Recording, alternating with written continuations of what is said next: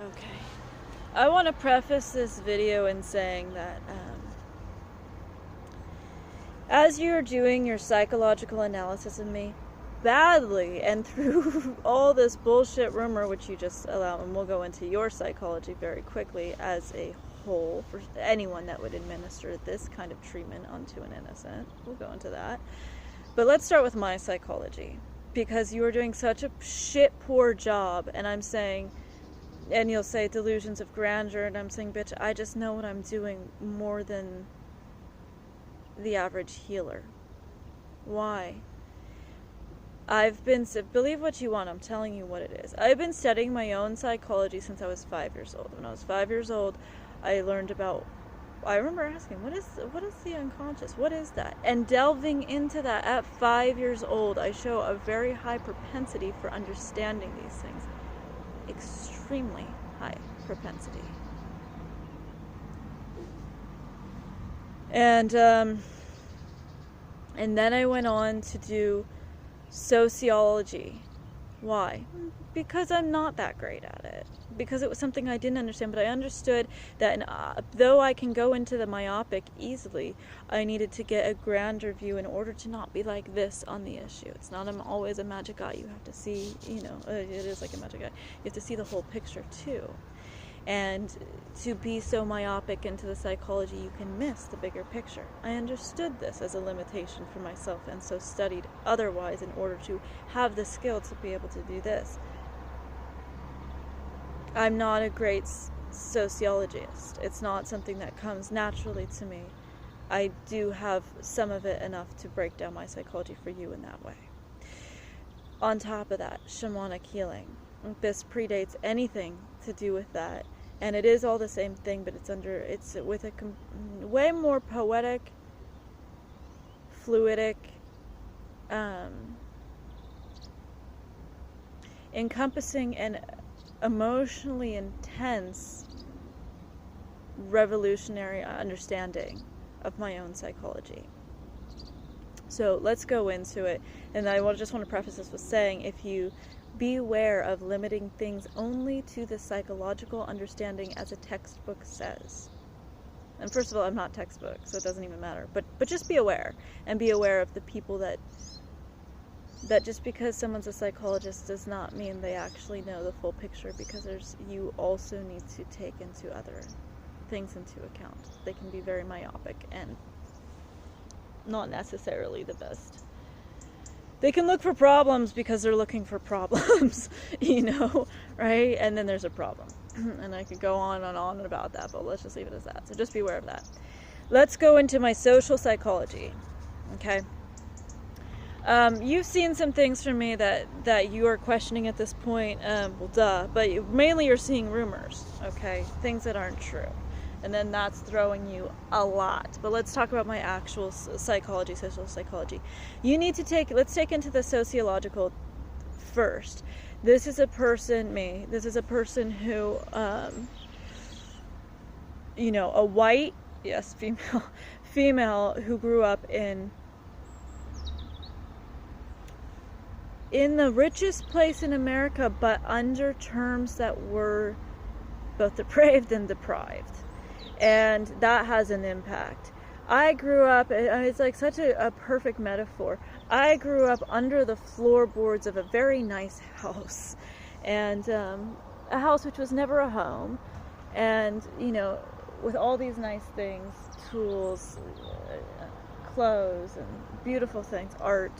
And I grew up in the basement. Okay, say what you want. This is the reality. And I also grew up...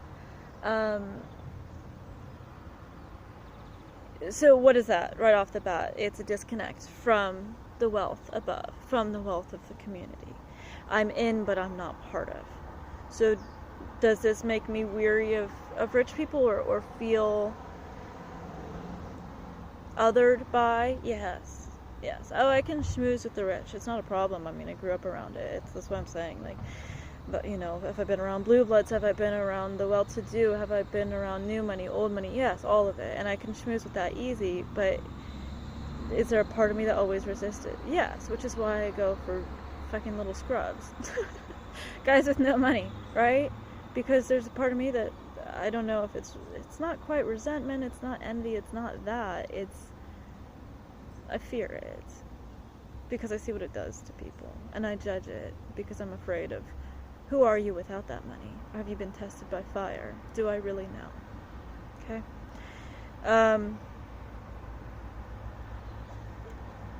Then on top of that, as we've confirmed, though my father denied it, I showed you, there were criminals in his life, in my life.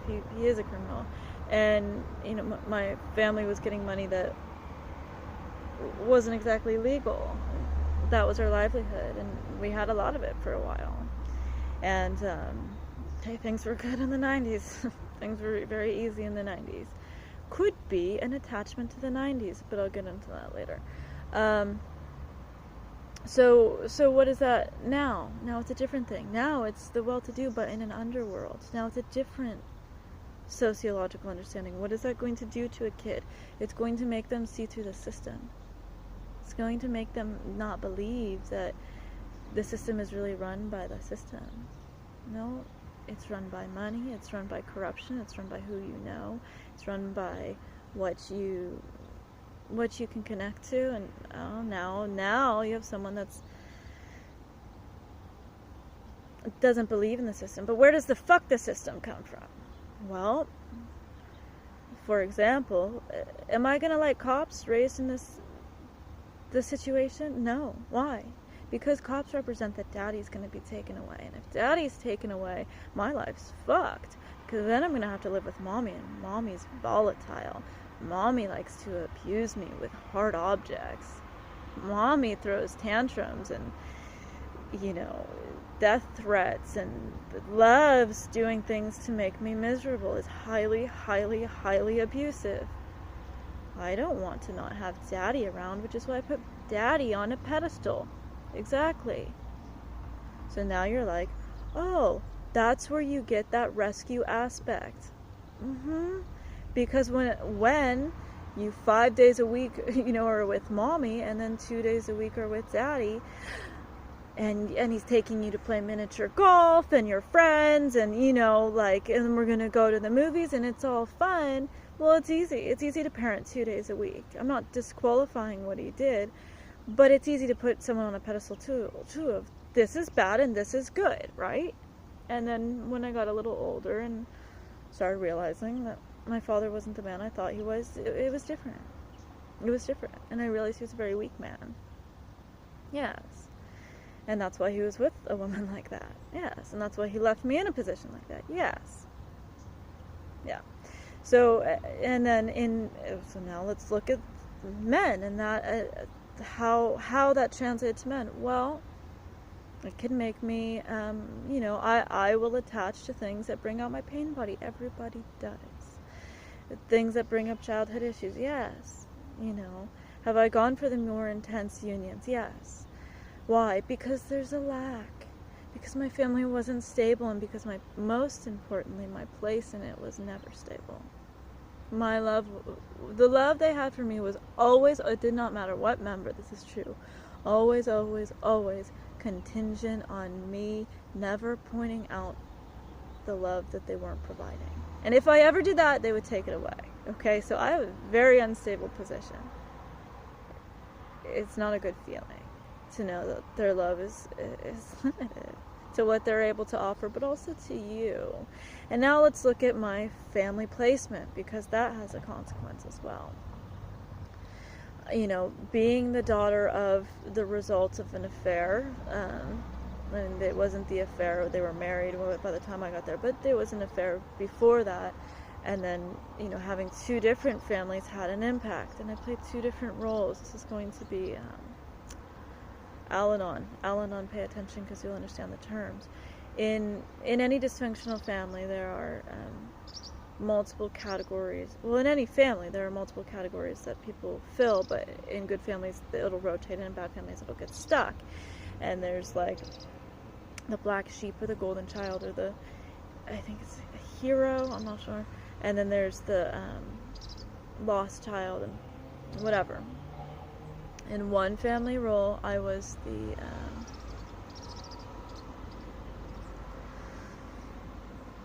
I was the one I got beat a lot, but I was also the golden child. It was weird. I had both, because I could display some sort of talent or grade or accomplishment that would make my mom proud. Alright, this is where this came from. Just telling you my psychology. And then now she has a reason to boast, and then, oh, and there was like love because of that. But I was also the one to point out things. What you're doing is wrong. Whack. Right? And that's the story there for 14 years. And so I'm also the scapegoat. Okay? Not the black sheep, but the scapegoat.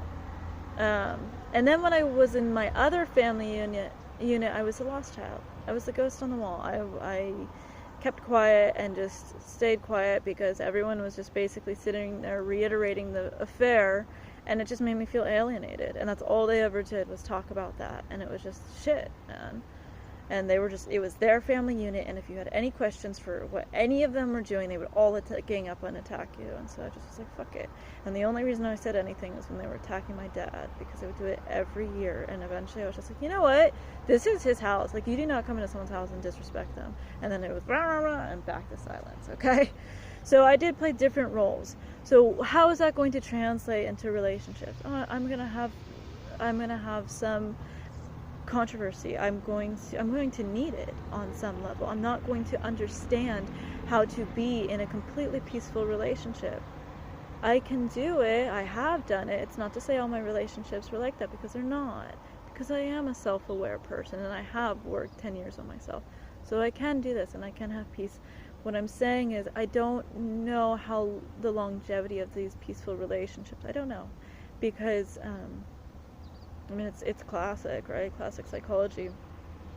Because I might get bored if there's not passion there. Now, the problem with passion is it's passion. So, and it's not to say that, again, that the love isn't real. Again, I would argue that my love for my men, I would say, is more real than what a lot of normies have to offer. And you're, oh, that's not real love. Well, how the fuck would you know if you don't know personally? I've experienced your normie love. I've had relationships like that. And there's intimacy that, and it's a crock pot, and I can appreciate that. I can.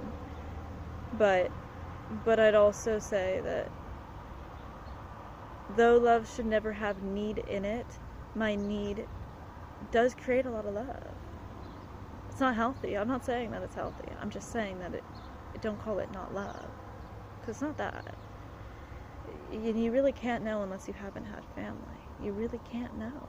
So, okay.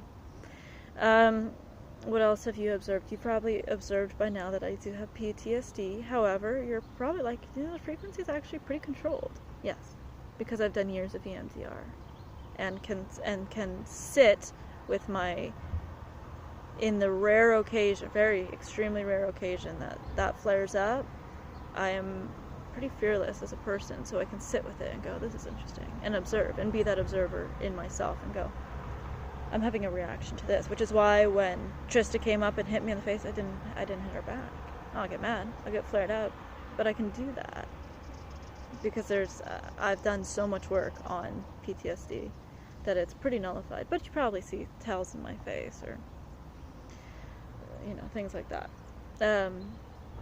Now, what you will know as well, here comes from your people, is that there's an attachment issue. Yes. I'll go to next tape.